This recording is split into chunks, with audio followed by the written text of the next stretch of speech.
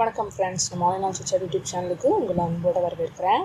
இந்த வீடியோவில் உறவினர் ஒருவர் சுற்றுலா போயிருந்தப்போ அங்கே நடந்த எதிர்பாரா விபத்து பற்றி பார்க்கலாம். அவங்க எனக்கு அப்பா வழி உறவில் சித்தி முறை. தாய்லாந்துக்கு 7 நாட்கள் சுற்றுலா போகிறோம்னு குதூகலமாக எங்ககிட்ட சொல்லிட்டு கிளம்புனாங்க. ஆனால் 4 நாள் முன்னாடி டூர் போன மகிழ்ச்சியே இல்லாமல் பிரம்ம பிடிச்சு வீட்டுக்கு வந்தவங்க சொன்னதை கேட்டு அதிர்ச்சியின் உச்சநிலைக்கே போயிட்டாங்க. சித்தி சொன்னது இதுதான்: நாங்கள் போன ட்ராவல் ஏஜென்சியில் எங்களோட சேர்த்து 8 ஃபேமிலியை தாய்லாண்டுக்கு கூட்டிகிட்டு போனாங்க. அங்கே போய் ஹோட்டலில் ஃப்ரெஷ் ஆகிட்டு குரூப்பாக எல்லாரும் சேர்ந்து டூரிஸ்ட் கைடு உதவியோட சுற்றி பார்க்க கிளம்பினோம்.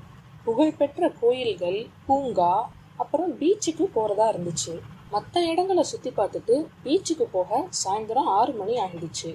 ஆனாலும் அழுக்காம சுற்றி ஆரவாரமாக திரிஞ்சிட்டு இருந்த மக்கள் கூட்டத்துக்கு இடையில ஒரு பகுதி இன்னும் கூட்டத்தால் அலை மோதிச்சு.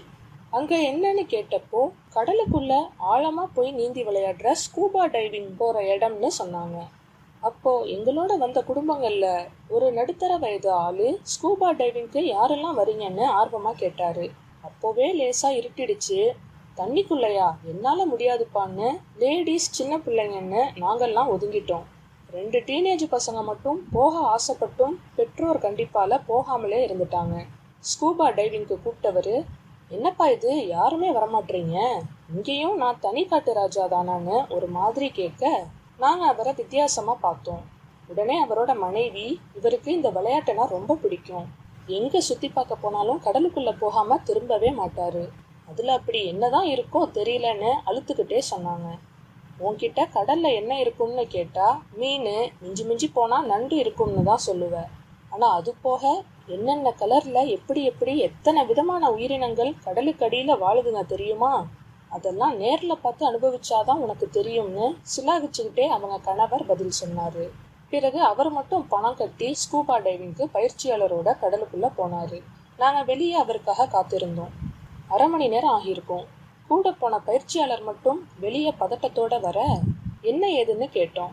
அவர் பதில் சொல்லாம எங்களை தாண்டி போய் அவர் கூட்டாளிங்க கிட்ட ஏதோ சொல்லி இன்னும் 4 பேரை கூட்டிக்கிட்டு மறுபடியும் கடலுக்குள்ள போனாரு.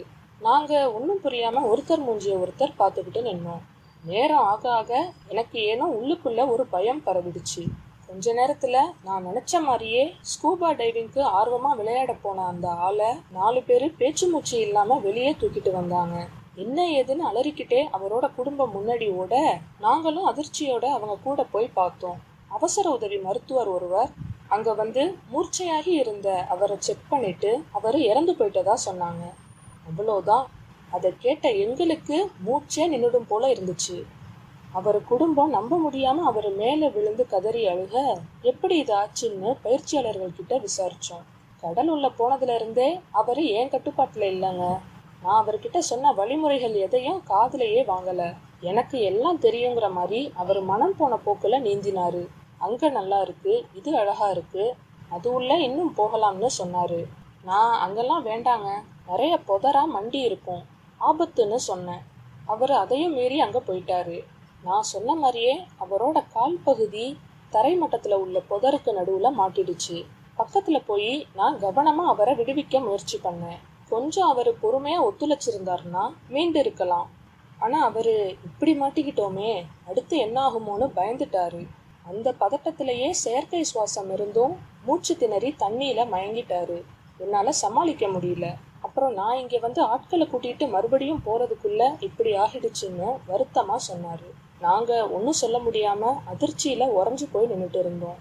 இது ஒரு பக்கம்னா அடுத்து அவர் உடலை போலீஸ் கிட்ட இருந்து வாங்கி நம்ம நாட்டுக்கு கொண்டு வரதுக்கு ஏகப்பட்ட கெடுபிடிகள் சட்டத்திட்டங்கள்னு நொந்து போயிட்டோம். கடைசியில ஏண்டா வெளிநாட்டு டூர்னு ஆசைப்பட்டு அங்க போனோம்னு ஆகிடுச்சு. நேர்ல பார்த்த அந்த விபத்தால நம்ம ஊர் எல்லையை மிதிக்கிற வரைக்கும் எங்க உயிரே எங்க கிட்ட இல்லைன்னு ஒரு நடுக்கத்தோட சித்தி சொல்லி முடிச்சாங்க. எப்படிலாம் நடக்குது பாருங்க.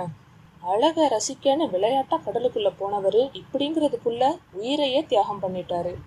இனி அவர் குடும்பத்துக்கு என்ன பதில்? நிறைய இடங்கள்ல இப்படிதான் விளையாட்டு வினையாகுது. வேற என்ன சொல்றது? Thank you friends.